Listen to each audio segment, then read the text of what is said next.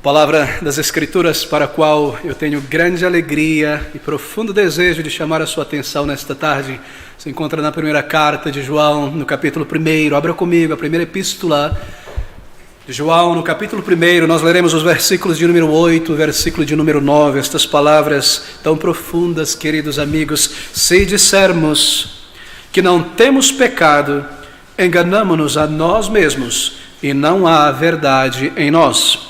Se confessarmos os nossos pecados, Ele é fiel e justo para nos perdoar os pecados e nos purificar de toda a injustiça. Negacionistas, todos negacionistas. Meu título do nosso sermão nesta tarde é o negacionismo espiritual. Esse texto da palavra de Deus, ele toca, penso eu, em um dos maiores problemas do ser humano. É o problema que impede muitas milhões, bilhões, se não todo ser humano, de buscar de Deus e receber de Deus o perdão de pecados, a salvação e a vida eterna. Esse texto, meus amigos, ele fala sobre negacionismo. Não o negacionismo do coronavírus, não o negacionismo do aquecimento global, mas o negacionismo espiritual, que é a escolha voluntária que homens e mulheres fazem de negar diante de Deus e a nós mesmos e aos outros que somos pecadores diante de Deus, que somos homens e mulheres nascidos em pecados, marcados e manchados por nossos pecados. Isso como uma forma, é claro, de escapar de uma verdade desconfortável, porque esta é a essência do negacionismo, não é? Uma forma de escaparmos de uma situação ou de uma verdade desconfortável. Bem, o fato de que todo homem e mulher é um pecador diante de Deus é uma realidade empiricamente verificável, palpável, está diante dos nossos olhos. E as provas estão aí, fora de nós, na sociedade, e dentro de nós, na mente, na consciência, com imensa abundância. Mas o negacionismo espiritual é essa atitude de fechar os olhos, não encarar a realidade. Todos nós conhecemos negacionistas, ou talvez a maioria de nós tenha sido em alguma circunstância, em algum momento, um negacionista ferrenho, não é verdade? Mas o negacionismo espiritual, essa realidade de não reconhecer, a realidade dos nossos pecados, o negacionismo espiritual é essa atitude de recusar ferrenhamente a realidade de nossos pecados. Porque se há uma realidade espiritual patente, visível diariamente dentro de nós e fora de nós, é que nós somos pecadores. Não reconhecer como verdade uma realidade que pode facilmente ser verificada, observada, fechar os olhos, fechar a mente para o fato de que nós somos pecadores. Isso é negacionismo espiritual. Negacionismo espiritual é esta atitude de fechar os olhos para a realidade do pecado em nós e fora de nós. Eu estou me repetindo aqui de propósito, não para te cansar, mas para marcar um ponto muito importante. A Bíblia, a palavra de Deus, ela declara que todos nós somos pecadores, cada um de nós aqui nesta tarde, cada um de nós somos pecadores diante de Deus. A Bíblia declara que todo homem, toda mulher que entra no mundo é um pecador. E a Bíblia também declara que a postura de cada pecador diante do seu pecado é uma postura de negacionismo. Se dissermos que não temos pecados, enganamos a nós mesmos, e de fato nós dizemos isso. Nós afirmamos isso dentro de nós e por palavras muitas vezes negamos que somos pecadores. A palavra de Deus afirma que todo homem e mulher nascido neste mundo é um pecador. E a palavra de Deus também afirma que todo pecador é um negacionista. Nós somos negacionistas por nascimento. Todos nós somos negacionistas espirituais em certa medida. Alguns mais, outros menos. Alguns mais cru, mais toscamente. Outros de maneira mais sofisticada. Mas cada um de nós é um negacionista espiritual. Todo ser humano é um pecador diante de Deus, amigo. A palavra de Deus é categórica em afirmar isso e provar isso. O ser humano é um pecador por natureza, mas o ser humano também é um pecador por escolha. Por nascimento nós somos pecadores. Esse é um ensino, estou lhe dando teologia bíblica cristalina aqui. Se você pergunta qual é a verdade da palavra de Deus, qual é o diagnóstico clínico de nosso Criador sobre o estado da raça humana, sobre o estado de cada ser humano, a palavra de Deus diz que nós somos pecadores, nascidos em pecado. No momento em que nós entramos neste mundo, até o nosso último suspiro, nós temos uma natureza pecaminosa, e não importa Se alguém é uma criança, se alguém é um adulto, se é uma pessoa boa, se é uma pessoa má na sociedade, todos nós somos pecadores. E eu gostaria que você distinguisse essas categorias. Não importa se é um menino, uma criança pequenina, um bebê, não importa se é um adulto, se é uma pessoa boa na sociedade, um bom cidadão, cumpridores de seus deveres. O fato é que todos nós somos por natureza pecadores diante de Deus. Todo ser humano tem uma tendência natural a ir contra as coisas de Deus. E esse é o resultado do pecado que nós trazemos do berço, porque a nossa natureza é pecaminosa. A nossa natureza pecaminosa, ela foi herdada de Adão, nosso primeiro pai. E esse é um ensino na palavra de Deus bastante claro. Deus criou Adão e Eva, aqueles dois primeiros seres humanos, e Ele os fez à sua imagem e semelhança, perfeitos, sem pecado. Sem pecado. No entanto, eles tinham, é claro, a capacidade de tomar suas próprias decisões. Sim, porque Deus não criou autômatos, robôs, um homem programado na alma para amar a Deus. Deus não criou assim. Deus o criou livre, um ser íntegro, a imagem e semelhança de Deus. E deu a ele também um livre-arbítrio. Sim, livre-arbítrio, lá no início, é claro. Não depois da queda no pecado, quando este livre-arbítrio morreu, ele se tornou um escravo. Mas no início Deus o criou perfeito. No início Deus o criou íntegro.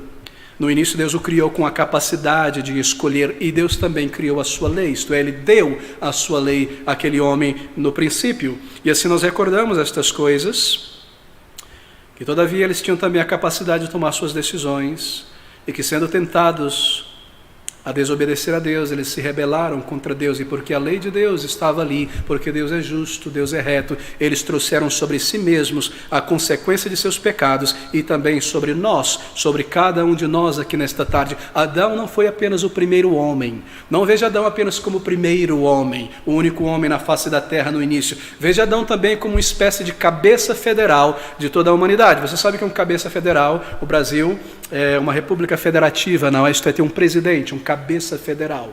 E se aquele homem, nosso querido presidente, se ele levar o Brasil por ignorância, por malícia, à guerra, então todos nós sofremos a consequência disso, não é? Ainda embora você não quis ir para a guerra, não concordou com ele, você levante a mão e proteste e diz: ele não me representa, este presidente, mas pela ação dele, toda a nação será levada à guerra. Isso se chama federalismo, em certas formas, em certo sentido. Adão era um cabeça federal. E dentro de Adão, assim por dizer, estava toda a raça humana, ali estava Adão e toda a raça humana dele. E ao escolher pela desobediência, sendo tentado a desobedecer a Deus, o seu pecado passou a toda a raça humana, é o que declara a palavra de Deus, e assim todos nós pecamos em Adão, e somos pecadores por nascimento. Por desobedecer a Deus, eles pecaram e se tornaram pecaminosos por natureza. Seus filhos, Caim, Abel, Sete, todos os 63 que nasceram segundo a tradição judaica, os filhos de Adão, seus netos e bisnetos e toda a raça humana herdaram essa natureza pecaminosa e assim por diante. Toda a humanidade descendente de Adão e Eva, portanto, toda a humanidade herda uma natureza pecaminosa, nasce pecador, e a palavra de Deus é bastante clara. Eu lhe chamarei a atenção nesta tarde para um número de textos, para que aquilo que eu esteja dizendo aqui esteja embasado na palavra de Deus, e você tenha certeza disso. Abra comigo em Romanos, capítulo de número 5, versículo de número 12, observe o que essas palavras dizem: portanto, como por um homem entrou o pecado no mundo, e pelo pecado entrou a morte, assim também a morte passou a todos os homens. Por isso, esta é a razão, por isso que todos pecaram, ou por isso que todos são pecadores. Romanos capítulo 1, 5, versículo de número 12. É por isso que todos nós somos pecados. Veja novamente: portanto, como por um homem entrou o pecado no mundo, e pelo pecado a morte, assim também a morte passou a todos os homens, por isso que todos pecaram ou somos pecadores. Esse é o significado. E a palavra nesse texto e muitos textos é bastante clara em afirmar que nós somos pecadores por natureza, por nascimento. E aqui está a origem do nosso pecado natural. Que todos nós, como descendentes de Adão, herdamos o seu pecado. Nós somos todos amigos. Cada um de nós, um bebê de um dia de vida, um ancião de 99 anos de idade, cada homem e mulher, cada menino e menina, seja um bom cidadão nesta sociedade, herdamos uma natureza pecadora. É por isso que nós somos pecadores. E essa é uma realidade que afeta o brasileiro, que afeta o europeu, que afeta o africano, que afeta o asiático. Todos nascemos, homens e mulheres pecadores, e a nossa natureza pecadora é parte de nós desde o nosso nascimento. Davi, muito tempo depois da criação, afirmou esta verdade lá no Salmo de número 51. Você se recorda, no versículo de número 5? Salmo 51, versículo 5, Davi dizendo: em pecado me concebeu a minha mãe. Me concebeu, isto é, desde o ventre. Salmo 51, versículo 5. Davi declara que ele nasceu um pecador, que ele foi formado no ventre de sua mãe um pecador. E embora as pessoas possam fazer coisas boas, veja, eu não estou dizendo que as pessoas fazem somente o que é mal. Eu não estou afirmando, nem a palavra de Deus afirma que não há nenhuma capacidade no ser humano para fazer o bem. É claro que há, mas isso vem de Deus. Mas observe, embora pessoas sejam capazes de fazer coisas boas, nenhuma pessoa é inerentemente, intrinsecamente boa por natureza. E esta é a verdade que precisa ser compreendida nesta tarde. O fato de que nós fazemos coisas boas, e hajam pessoas filântropas, e hajam tantas boas obras realizadas por indivíduos e por instituições, o fato, segundo a palavra de Deus, é que não há nenhum homem, nenhuma mulher inerentemente boa por natureza. Nós somos pecadores em nossa natureza. Assim, observe isso, ninguém é suficientemente capaz de fazer boas obras para expiar o seu pecado. Porque imagine boas obras diante de Deus, meritórias, não é? Para ter acesso a Deus, para receber a salvação, um sistema de trocas. Imagine boas obras como uma oferenda.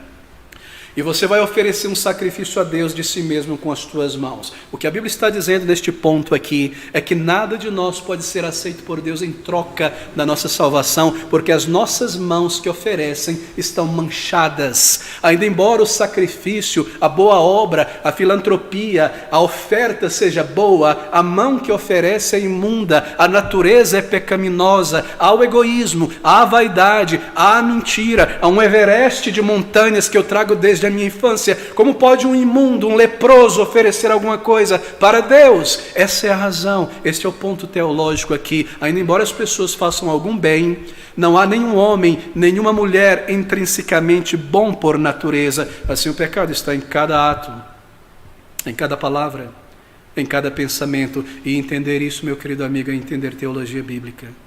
O pecado não está apenas nos atos, ele está na natureza. Não é uma questão de contrabalancear, então, o meu bom com o meu mal. Já não é uma questão de tentar contrabalancear. Bom, eu fiz muitos malfeitos e eu me lembro coisas terríveis, como eu agi assim, e cada mentira, e cada egoísmo, e minhas traições, e minhas sujeiras. Bem, mas se eu fizer muito bem, se eu tentar ser uma boa pessoa e fizer muitos atos de bondade e distribuir muita cesta básica e ajudar muitas pessoas, eu irei contrabalancear o meu peso do pecado, e vai chegar um momento que a balança do meu bem vai ser muito mais pesada do que a dos meus maus feitos, e Deus vai se esquecer dos meus pecados. Não, queridos, não é questão de contrabalancear, porque o pecado não é apenas atos e palavras. O pecado é uma natureza, está em nós. Nenhum ser humano é capaz de parar de pecar também, simplesmente por sua vontade.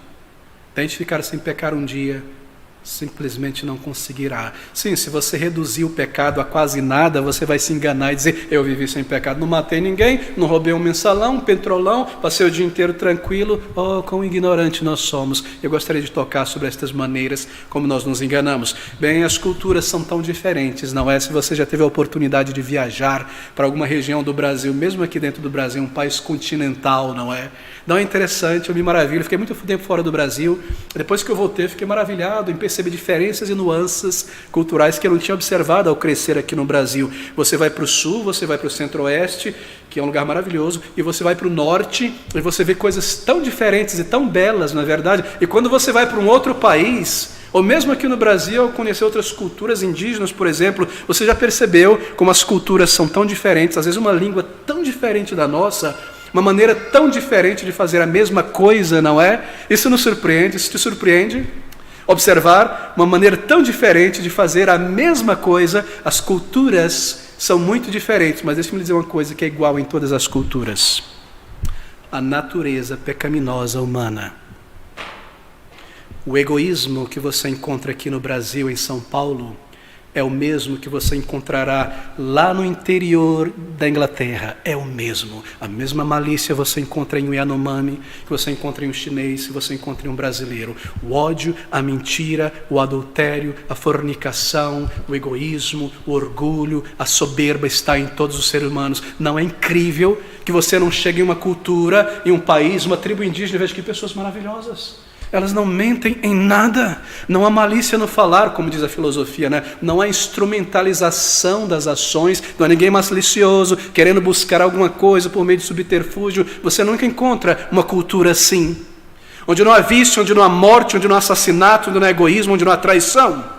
Você encontra coisas tão diferentes, tão belas, tão tremendas, em aspectos culturais vários, mas você vê a mesma coisa no comportamento humano. Por quê? Porque a palavra de Deus diz o seguinte em Romanos capítulo 5, versículo de número 12: portanto, como por um homem entrou o pecado no mundo, e pelo pecado a morte, assim também a morte passou a todos os homens, por isso que todos pecaram. Todos nós somos pecadores por natureza. E entender a pecaminosidade do pecado, isto é, a natureza do pecado, para além das ações, para além dos pensamentos e das palavras, que isso é algo que está em nós, é a base inicial, é o pontapé inicial para entender a alma humana. Você sabe qual é a grande questão da filosofia? A maior de todas do pensamento humano? É esta, ela sempre se repete: conheça-te a ti mesmo. E se você deseja conhecer a si mesmo, aqui está a base. Você não precisa de um compêndio dos clássicos filosóficos, nem passar 20 anos numa universidade. Aqui está. Porque o pecado entrou no mundo e passou a todos os homens, por isso que todos somos pecadores. Se há algo que marca um ser humano em qualquer cultura é isto, que nós somos pecadores por natureza. Queridos amigos, a palavra de Deus, ela ensina que nós somos pecadores, mas marque isso, a palavra de Deus também ensina que nós somos pecadores por escolha, não apenas por natureza, mas por escolha também. Por quê? Porque nossos corações pecaminosos, doentios, nos levam a pecar continuamente. A palavra de Deus ensina que o ser humano, sendo pecador, ele também corrompe mais e mais a si mesmo, pelos seus atos, pelas suas palavras, pelas suas escolhas. A Bíblia ensina que o pecado é uma questão de escolha individual. Nós escolhemos pecar, ninguém pode culpar a Deus, culpar o berço, nós escolhemos pecar. Veja comigo no livro de Tiago, no capítulo de número 1, versículo de número 13, volte um pouco para trás em Tiago, capítulo 1, versículo de número 13 a 15. Aqui está uma verdade tão profunda e tão real no dia a dia. Tiago 1,13, ninguém sendo tentado para pecar, para errar, qualquer que seja o pecado, ninguém sendo tentado, diga: de Deus sou tentado, porque Deus não pode ser tentado pelo mal, e a ninguém tenta, mas cada um é tentado quando atraído e engodado pela sua própria concupiscência. Depois, havendo a concupiscência concebido, dá à luz o pecado, e o pecado, sendo consumado, gera a morte. Ninguém diga: não é minha culpa, eu nasci um pecador, não posso fazer nada. Nós escolhemos pecar. Veja comigo o Evangelho de João, no capítulo de número 15. Veja o versículo de número 19, o versículo de número 20. João, capítulo 15, versículo de número 19 ao versículo de número 20. Estas palavras: se vós fosseis do mundo, o mundo os amaria o que era seu. Mas porque não sois do mundo, antes eu vos escolhi do mundo, por isso é que o mundo vos odeia.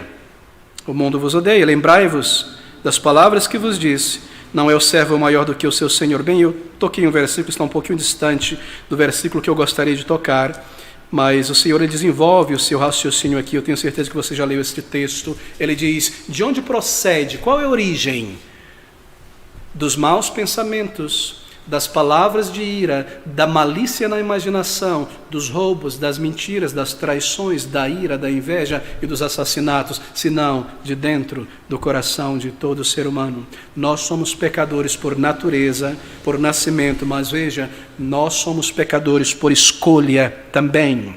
E a consequência do pecado está em nós. E a consequência do pecado está em toda a sociedade. Nós estamos falando sobre negacionismo, não é? Negacionismo. A consequência do pecado em nós e na sociedade é tão danosa. O pecado traz doenças, Esse não é um mundo de doenças psicossomáticas, físicas, biológicas. O pecado traz o divórcio, o rompimento do lar, a separação entre amigos, a miséria, a guerra, a tragédia. O que está por trás das guerras entre países, senão a cobiça e um desejo por supremacia? O que está por trás da quebra nos relacionamentos? Amigos, amigas que cresceram juntas na vizinhança, foram para a mesma escola, andaram juntos, etc. E relacionamentos de décadas são destruídos, senão pelo orgulho, senão pela inveja, senão pela vaidade, o orgulho, a mentira. Qual é a causa geral? A causa geral do estado em que o Brasil se encontra. Não direi quem é o responsável pela causa geral da bagunça no Brasil, senão a corrupção no coração do indivíduo, a corrupção no coração de grupos, a corrupção no coração de partidos, senão a corrupção, querido amigo. O pecado traz dor, traz miséria, traz vazio. Nós somos pessoas inteligentes, mas às vezes não usamos a nossa inteligência. Se você voltar um pouquinho na história do Brasil nos últimos 4, 5, 6 anos, por que nós estamos nesse estado de anomia social quase, né? Senão por causa da corrupção no coração humano. A vaidade, o orgulho, um desejo de supremacia. Será que isso não é evidência do pecado em toda parte, dentro de cada um de nós? Será que você nesta tarde não tem um problema com a imoralidade? Será que você nesta tarde não tem um problema com um temperamento colérico? Não minta para Deus. Nós somos pecadores. E aqui está a prova, dentro de nós e fora de nós, em todo lugar. Mas observe, querido amigo, a consequência final e mais severa do pecado é a morte. A Bíblia diz que o salário, a paga de uma vida de pecado é a morte. Romanos capítulo 6, 23 diz que o salário do pecado é a morte. Você vive para o pecado. O Senhor pecado, ele é personificado aqui, não é? E no final do mês você recebe o seu pagamento, e o pagamento do pecado é a morte. Claro, isso não se refere obviamente à morte física apenas, mas se refere a esta separação final de Deus na eternidade, o julgamento de Deus, uma condenação eterna longe de Deus no inferno. Esse é um fato, não é? Um fato claramente ensinado na palavra de Deus. 1, nós nascemos pecadores, somos pecadores por natureza. 2, nós escolhemos, nós indulgimos o nosso pecado, nós planejamos, nós vivemos em nosso pecado. E o resultado do pecado é isso, tragédia, separação e por fim morte espiritual. Mas um outro fato ensinado na palavra de Deus, e como eu gostaria que você atentasse para isso.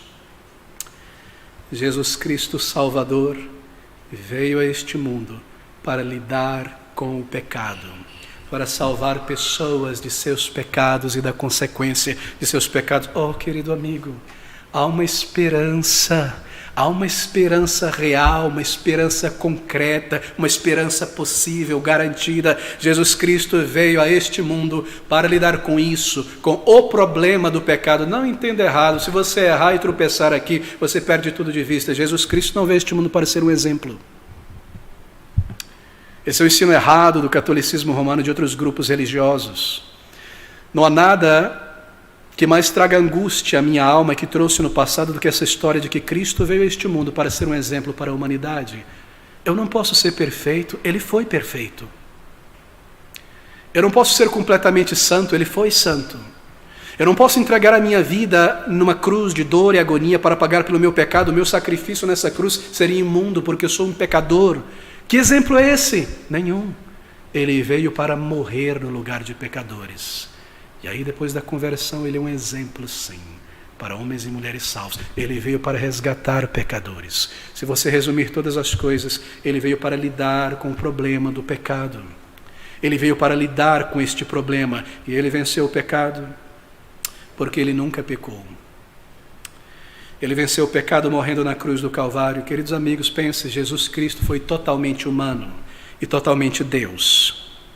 A natureza pecaminosa que nós herdamos de nossos primeiros pais, Adão e Eva, ela é passada de geração em geração por meio do Pai, não é assim por dizer, do nascimento. Mas o nascimento virginal do Senhor Jesus Cristo significa que ele não recebeu a natureza pecaminosa humana. Maria, o ventre de Maria, foi apenas um berço para a vinda do Salvador. Ele não recebeu o pecado. Ele nasceu como um ser humano, mas sem pecado. E Jesus foi um homem perfeito diante da lei de Deus. Ele viveu uma vida perfeita sem jamais pecar. Um dia ele disse: quem me convence de pecado? Ninguém jamais.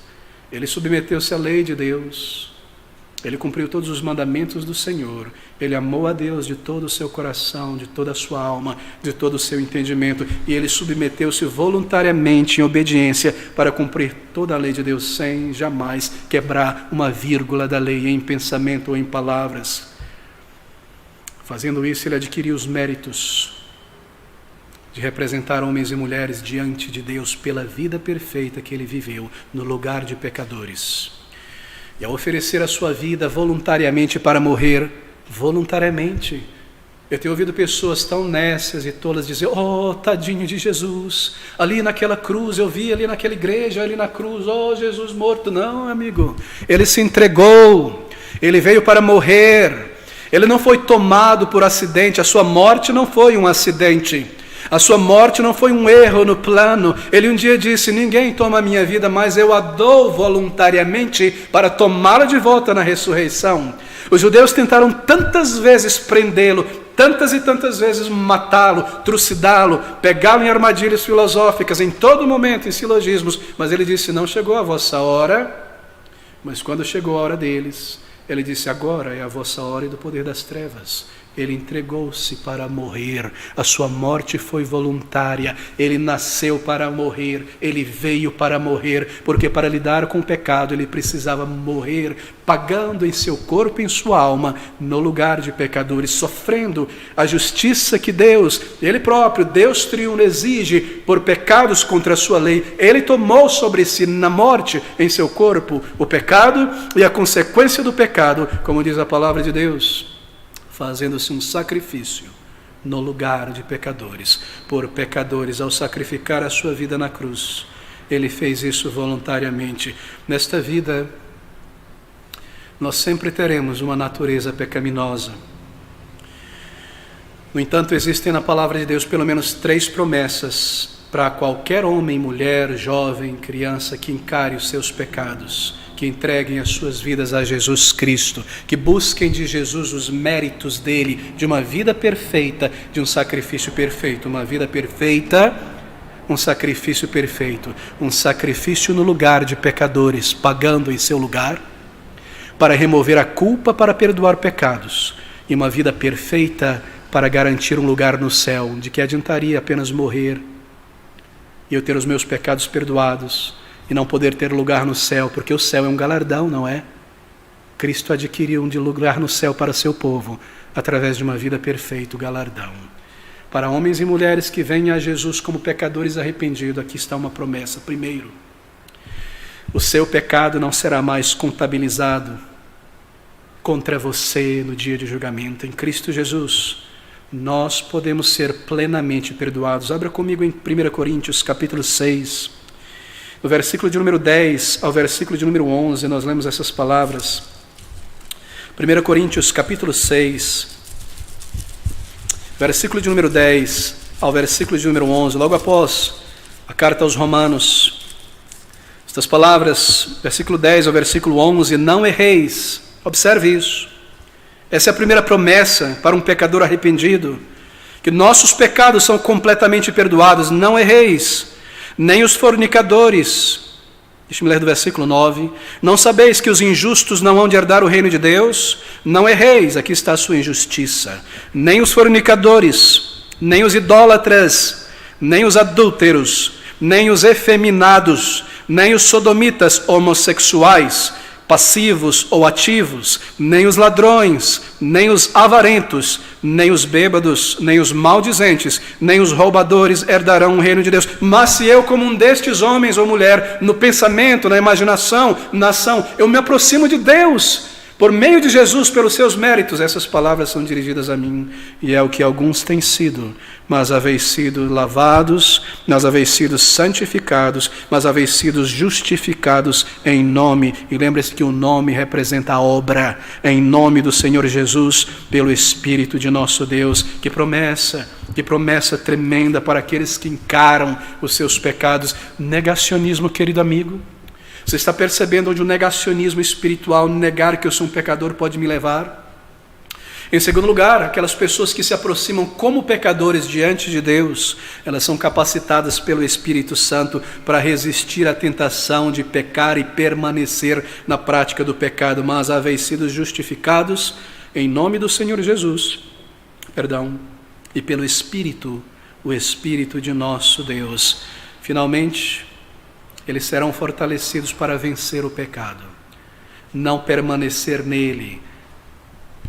Então, finalmente, um dia, eles se reunirão com Deus no céu, e eles estarão naquele momento em diante, no momento em que a luz deste mundo se apaga para um crente em Jesus Cristo, e a luz de um novo mundo se liga, se acende para ele, na presença do Senhor, sempre, para sempre, livre, glória a Deus, livre de todo o pecado. Ouça essas palavras comigo em Apocalipse capítulo 21, versículo número 1, versículo número 3, versículo número 4, e vi um novo céu, uma nova terra, porque já o primeiro céu e a primeira terra passaram, e o mar já não existe. Versículo 3, e ouvi uma grande voz do céu que dizia: eis aqui o tabernáculo de Deus está com os homens, pois com eles habitará, e eles serão o seu povo, e o mesmo Deus estará com eles e será o seu Deus, e Deus limpará de seus olhos toda lágrima, e não haverá mais morte, nem pranto, nem clamor,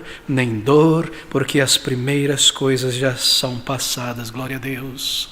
Sem pecados, livre, finalmente livre por Deus Todo-Poderoso, pelo sangue precioso do Senhor Jesus Cristo. Se eu encaro o meu pecado, se eu lanço de lado o negacionismo e me aproximo de Deus como um pecador sujo como eu estou, eu me aproximo de um Deus que enviou um Salvador para morrer no lugar de pecadores. Quão ignorante é ser um negacionista!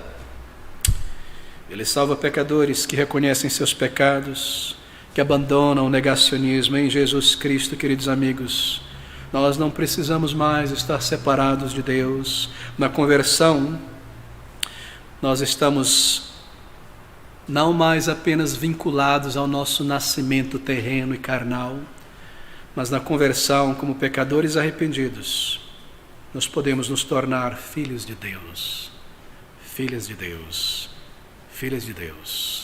João capítulo 1, versículo de número 12 e versículo de número 13, lê-se essas palavras tão belas, tão profundas e verdadeiras. João capítulo 1 exatamente, versículo de número 12, versículo de número 13, palavras bem conhecidas: mas a todos quantos o receberam, deu-lhes o poder de serem feitos filhos de Deus, aos que creem no seu nome, os quais não nasceram somente, lembre-se, de Adão, da carne, do sangue, nem da vontade do homem, mas da vontade de Deus. Que palavras tão encorajadoras para nós negarmos ou deixarmos de negar o nosso pecado. Mas, querido amigo, aqui está uma verdade chocante. O problema que impede cada um de nós, o problema que impede milhões de homens e mulheres de buscarem em Cristo Jesus o perdão das suas almas, dos seus pecados e a salvação, está nesse texto da palavra de Deus, como o maior de todos os obstáculos para o perdão, para a vida eterna.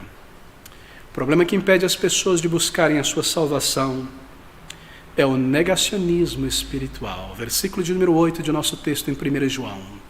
Se dissermos que não temos pecado, enganamo-nos a nós mesmos e não há verdade em nós. Esse texto da palavra de Deus, ele toca no artigo definido singular masculino, o grande pecado, ou melhor, o grande obstáculo para a salvação. Queridos amigos, não há nenhum pecado que possa lhe impedir de ser salvo, absolutamente nenhum.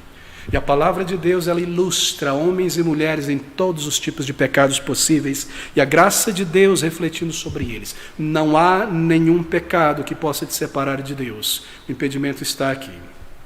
Se dissermos que não temos pecado, enganamos a nós mesmos. Isso é negacionismo espiritual. Negar e ocultar os nossos pecados diante de Deus como forma de negar esta realidade, para escapar de uma verdade desconfortável, para escapar da voz de Deus na consciência. Nós somos todos negacionistas espirituais. Os negacionistas, o que eles pretendem? Todo negacionista, seja conceitual, político, científico, espiritual, se comporta de uma maneira muito parecida, não é verdade? Todos nós, em nosso negacionismo, nós operamos através de um tipo de revisionismo. Você sabe o que é isso? Revisar as coisas e dar a elas uma outra interpretação. Isso é o revisionismo. A mente negacionista, ela é tipicamente revisionista. Nós praticamos um revisionismo mental para negar o pecado em nós. Primeiro, essa é a primeira maneira que nós praticamos o nosso revisionismo. Nós fazemos um revisionismo conceitual, não é verdade? Para permanecermos em nosso negacionismo. Nós mudamos o significado de conceitos para nós. Sabe o que nós fazemos? Nós mudamos o significado do pecado. Não é uma estratégia tremenda? Nós mudamos o significado do pecado de algo mau e destrutivo, como descrito na Bíblia, para algo ok, aceitável e às vezes até honroso para justificar o nosso pecado. Veja como essas coisas são hoje. Você sabe o que eu estou dizendo, não é? A mentira hoje já não é mais mentira. Mentira hoje é apologética. É um meio de se defender e de abrir caminho na vida. Isso é mentira. Não é isso que você ouve no noticiário o tempo todo e às vezes nas conversas.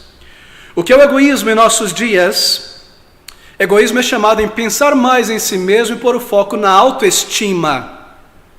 Nós revisamos o nosso pecado. O que é soberba e orgulho? Soberba e orgulho hoje é chamado de comportamento assertivo. Sem comportamento assertivo, você não chega a lugar nenhum. O que é traição? Traição nos relacionamentos é estar aberto a novos horizontes. O que é roubar? Bem, roubar hoje em dia é chamado de restituição. Seja restituição cultural, o que quer que seja. Roubo hoje é restituição. E agindo assim, a sociedade se aprofunda mais e mais em seu pecado de alienação. Esse é o nosso revisionismo. Essa é a nossa alienação. Esse é o nosso negacionismo. Nós somos incríveis, não é? Nossa tentativa de negar o nosso pecado. Nós somos maravilhosos, sofisticados. Nós nos tornamos negacionistas, revisionistas, minimalistas. O que quer que seja, não é? Minimalizamos, diminuímos o nosso pecado. Mas a palavra de Deus, ela chama o pecado pelo seu próprio nome e sobrenome. Porque do coração é que procedem os maus intentos, homicídios, adultérios, imoralidade, roubos, falsos testemunhos, calúnias, blasfêmias. Mateus capítulo 15, versículo de número 19. Uma outra prática do negacionista espiritual é um tipo de revisionismo histórico mental. Você pode chamar de revisionismo da memória. Não é assim que nós agimos? Nós negamos a nós mesmos o pecado do passado. A voz de Deus vem na consciência para acender o alarme e dizer que nós somos pecadores e devemos correr para o Salvador que Ele proveu. O que nós fazemos? Revisionismo mental. Nós negamos a nós mesmos os pecados do passado. Nós culpamos outras pessoas. Não foi minha culpa. Foi culpa da circunstância, foi minha mãe me criou desse jeito, e meu pai, se fossem pessoas mais razoáveis, eu não seria assim, um homem bruto, uma mulher bruta, foi o meu pai que traía minha mãe, por isso eu traí meu marido. Nós culpamos os outros, nós revisamos, nós diminuímos, não foi tão mal assim, eu não fiz só isso, e teve uma vantagem para outra pessoa no meu pecado. Quão triste, quão podres, quão sofisticados nós somos em nosso negacionismo, mas quão loucos. Se Cristo veio para salvar pecadores. Nós dizemos que não há pecado em nós, não é?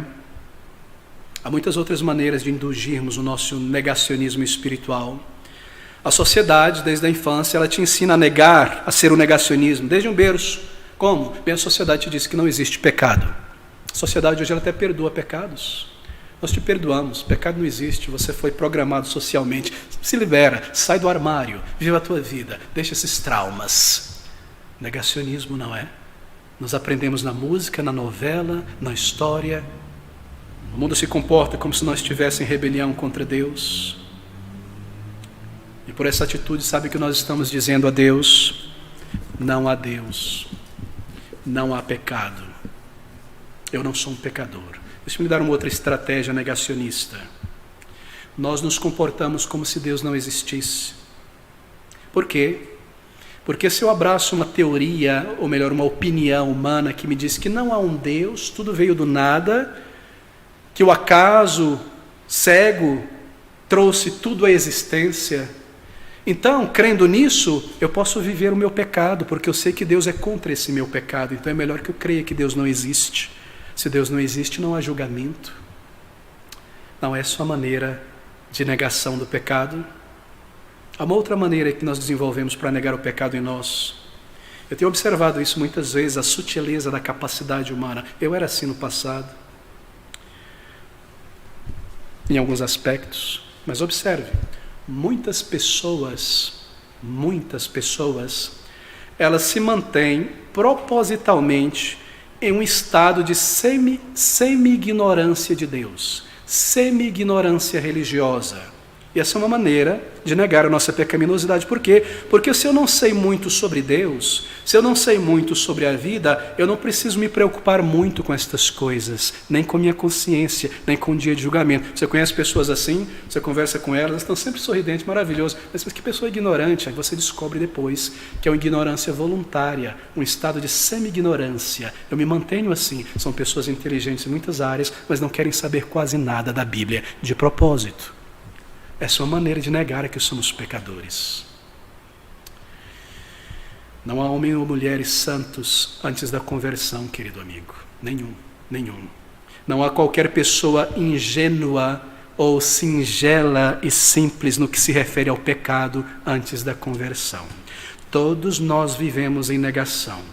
Todos nós temos estratégias construídas ao longo dos anos, mentais, ações, posturas, para negar o nosso pecado diante de Deus. Todos nós vivemos em negação, seja aberta, seja por semi-ignorância, seja por violência, seja o que quer que seja, por se entregar ao pecado abertamente, porque dentro de cada um de nós, alfabetizados ou analfabetas, há uma consciência de nosso pecado, que somos pecadores diante de Deus. É você uma pessoa assim nesta tarde? Se você não buscou o Senhor Jesus, eu devo dizer que você é. Talvez eu não conheça a sua estratégia. Talvez eu não saiba exatamente. Talvez seja uma mistura de todas essas. Ó, queridos amigos, a questão não é se somos pecadores ou não, se sabemos disso ou não, mas sim se nós estamos em negação, se nós estamos em enganação, ou nós encaramos a nossa culpa, ou buscamos a reconciliação de Deus. Essas são as formas que nós enganamos, nos ludibriamos. Quão sutil é o pecado, mas o pecado habita em cada coração humano. E a prova de que ele está dentro de nós é que nós expressamos em pecados particulares diariamente, em pensamentos, em palavras, em ações, em atitudes. Ele habita em nós, ele está em nós. O versículo 8 é tão claro, não é? Observe estas palavras em nosso texto inicial. Se dissermos que não temos pecado, enganamos a nós mesmos. Nós enganamos a nós mesmos, porque o resultado do pecado está aí diante de nossos olhos e nós fingimos que não estamos vendo. Nós nos auto-enganamos. Está no mundo, está na sociedade, está dentro de nós. Meus amigos, se auto-enganar é uma tragédia horrível. A palavra grega traduzida aqui como engano traz a ideia de desviar, fazer vagar. Você vaga da verdade. Você vive um vagante em círculo deste mundo, se auto-enganando para viver em teu pecado. Há muitas consequências de nosso engano, do auto-engano. Se nós nos enganamos, então nós cremos nenhuma mentira que nós mesmos criamos. Se dissermos que não temos pecado, enganamos-nos a nós mesmos. O auto-engano espiritual é trágico, porque o auto-engano espiritual é suicídio espiritual. A morte está chegando. A morte não pode ser enganada. Ela virá com dia e hora marcada. Não há como fugir desta entrevista. Não há como fugir deste momento. Auto-engano é tragédia. Se nós nos enganamos, isso quer dizer que a verdade não está em nós. Enganamos nós mesmos. E não há verdade em nós. A fé cristã não está em nós, porque ela é a verdade. O Espírito Santo, que é a verdade, não habita em nós. Isso é uma prova de que nós não fomos salvos ainda, de que nós não nascemos de novo, de que nós não somos ainda filhos de Deus. A palavra de Deus, que é a verdade, não está em nós, porque se nós negamos algo tão básico como este fato de que nós somos pecadores, então nós não conhecemos nada da palavra de Deus e da teologia bíblica, absolutamente nada. E a verdade não está em nosso coração, porque ela não exerce uma influência em nossa mente e nossa alma, que nos leva, baseado em convicção de pecado, a clamar a Deus por salvação, por perdão. Ao negar o seu pecado, você desonra a Deus. Versículo de número 10. Se dissermos que não pecamos, fazemo-lo mentiroso, e a sua palavra não está em nós. Isto é muito grave.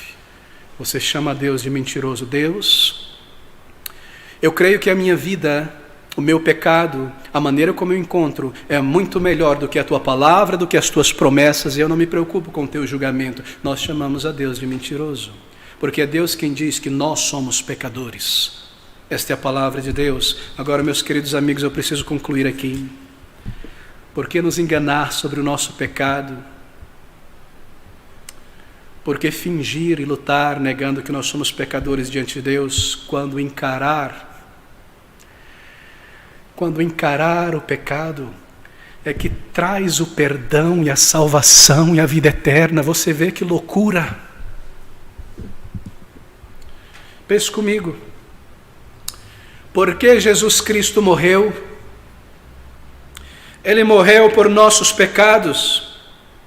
Ele não teria nenhuma necessidade de morrer se o homem não fosse um pecador, se nós não tivéssemos pecados, porque a Bíblia diz que onde não há pecado, não há condenação. Se nós dissermos que nós não temos pecados, nós não temos conexão com Jesus Cristo, porque Ele veio para lidar com o pecado e pecadores. Raciocine, meu querido amigo. Se eu não reconheço o meu pecado, eu não tenho nenhuma parte na obra do Senhor Jesus Cristo, porque Ele morreu por pecados. Ele morreu por pecadores. Se nós dizemos que não temos pecado, se eu não reconheço o meu pecado, eu não tenho nenhuma parte na obra de Cristo, porque toda a sua obra e vinda a este mundo foi por causa do pecado. Não há nada nele para mim, e eu não posso esperar nada dele quando eu morrer. Se dissermos que não temos pecado, nós estamos e permanecemos condenados. Pense comigo, por quem Jesus Cristo intercede, por quem Ele faz intercessão. A Bíblia diz que Ele intercede pelos transgressores. Se eu não sou um transgressor, eu não tenho nenhuma garantia do que Ele intercede por mim, do que Ele sente por mim. Não é uma estratégia maravilhosa de Satanás para enganar e manter pessoas na morte espiritual? Eu não sou um pecador, não ponho o dedo em minha alma, eu nunca roubei, eu nunca matei, eu nunca fiz isso. Nós negamos o nosso pecado. Quão triste. Assassinato espiritual, suicídio espiritual. Se dissermos que não temos pecado, não temos nenhuma parte com o Senhor Jesus. Por quê?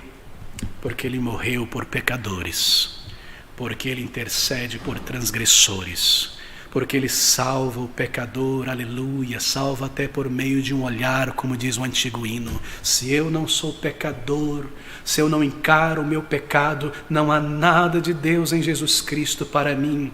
É tão simples, querido amigo. Mas observe essas palavras do capítulo, versículo de número 9. Mas, ou ao contrário, se confessarmos os nossos pecados, Ele é fiel e justo para nos perdoar os pecados e nos purificar de toda injustiça. Se confessarmos os nossos pecados. Você percebeu a interação, o jogo de palavras? se dissermos, eu não sou um pecador, se confessarmos. É sempre com a alma, não é a palavra expressa a alma. Se confessarmos os nossos pecados. É a primeira coisa espiritualmente verdadeira que nós fazemos. A primeira coisa, quando nós confessamos o nosso pecado, é a primeira verdade espiritual que nós realizamos. Admitir, reconhecer, dizer claramente, não negar. Como se arrepender, como confessar, é com a alma. Está aqui. Se confessarmos os nossos pecados, Ele é fiel e justo. Eu vou te dizer, em linhas gerais, o que a Bíblia ensina. Você encara e reconhece os teus pecados do coração, dos pensamentos, de atos, de ações, de omissões. Você não mais tenta se justificar diante de Deus, você deixa o negacionismo, você não mais tenta ignorar o teu pecado, você não mais tenta culpar outra pessoa, o sistema, você diz a Deus, confissão, Senhor, eu sou um pecador, fui eu quem fiz isso, fui eu quem desejei, fui eu quem busquei, eu fui levado pela minha própria concupiscência e eu pequei, eu não nego mais, Senhor, eu sou um pecador. Se confessarmos, confessar, confissão é para com Deus, contra ti, Senhor, pequei, diz Davi no Salmo 51, e fiz o que era mal diante de ti o Senhor estava lá quando eu pequei, eu confesso a ti, confissão é para com Deus, arrependimento é para com Deus, eu pequei querendo pecar, eu desejei, eu roubei de Deus a minha vida, o meu coração, os meus melhores anos, eu coloquei os meus olhos sobre esta coisa imunda, as minhas mãos, eu agi desta maneira, eu quebrei este contrato, eu agi desta maneira má, com outro ser humano criado à imagem e semelhança de Deus, fui eu confesso, Senhor, o pecado está dentro do meu coração. Agora eu entendo, eu vivo na prática do pecado, eu vivo, a vida é feita de dias, de semanas, os pecados que eu cometo hoje, eu cometi ontem, no ano passado, eu pensava sobre estas coisas, desde que eu me entendo por gente, eu vivo no pecado, Senhor, eu sou um pecador, eu confesso a Ti, eu não nego mais, eu encaro o meu pecado, e eu dependo de Jesus Cristo para me perdoar e me libertar do meu pecado. Eu creio na morte do Senhor, eu creio na sua vida perfeita, eu creio no seu sacrifício voluntário, eu creio que o sangue precioso de Jesus é poderoso pelos seus méritos para lavar um imundo pecador, pecadora como eu não apenas admito a possibilidade de ter cometido um pecado, eu admito agora que eu sou um pecador. Não é mais um pecado que eu cometi, eu sou um pecador, eu sou este homem leproso, esta mulher leprosa. Quantos pecados, quão pecador eu sou, eu venho, Senhor, como um pecador convicto, perdoa, recebe a minha vida, lava as minhas manchas, apaga as minhas transgressões, muda e transforma essa pessoa, faz de mim um filho de Deus, faz de mim uma filha de Deus, eu sou um pecador. E se você significar estas coisas de verdade, de toda a tua alma, é como se Deus dissesse à tua alma, e Ele dirá, você está perdoado, você está limpo, você está transformada, você é meu filho, você é minha filha, venha para a vida eterna. Não é maravilhoso? Ser feito um filho de Deus é tudo que você precisa, é tudo que você deve fazer, encarar os teus pecados. Se arrependa diante de Deus mesmo aqui neste lugar. Ou procure um lugar tranquilo, sozinho. Dirija a tua alma ao Senhor, se confessarmos. Diga a Ele o teu pior. Traga a Ele toda a tua culpa. E diga a Ele, Senhor, me faz de mim agora um filho, uma filha. E se você fizer isso, ouça essas palavras, Ele é fiel e justo para nos perdoar os pecados e nos purificar de toda injustiça. Ele é fiel. Como assim? Ele é fiel. Ele não disse? Vinde a mim todos os que estáis cansados e sobrecarregados na alma, e eu vos aliviarei. Se você o buscar com teu pecado, Ele é fiel ao que Ele declarou, Ele irá te salvar. Se você fizer isso, Ele é justo, é claro que Ele é. Se Cristo morreu por pecadores, e você se encara como um pecador e vem ao Salvador, Ele é justo. Ele não pedirá de você que viva uma vida perfeita, porque isso seria um duplo pagamento. Cristo já pagou, Ele é justo. Ele te salvará pelos méritos de Jesus Cristo. Ele é justo. Justo para nos perdoar, justo em condenar o pecado no Salvador e perdoar o pecador penitente. Ele é justo com seu Filho, que prometeu que salvaria todos aqueles que se aproximassem dele pela fé. Ele é poderoso. Ouça essas palavras, eu devo concluir aqui. Se confessarmos os nossos pecados, Ele é fiel e justo para nos perdoar os pecados e nos purificar de toda injustiça. Sabe o que é a conversão? Não é apenas ter os meus pecados perdoados. Isso seria muito bom, mas não me ajudaria o suficiente. Conversão também é receber um novo caráter, uma nova força para vencer os pecados, para nos perdoar os pecados e nos purificar de toda a injustiça, nos lavar, nos curar, colocar um novo princípio que nos dá graça e força para vencer o pecado. Queridos amigos, salvação não é apenas perdão de pecados, é também receber um novo caráter. Se você nesta tarde, um menino, uma menina, um jovem, um senhor, uma senhora, deixa de lado o negacionismo, encara a realidade do teu pecado. Isso é fé. Você está tendo fé ao fazer isso. Você está crendo no que a Bíblia diz. Você vem a Cristo em arrependimento e você diz, confessa com tua alma: Senhor, perdoa-me.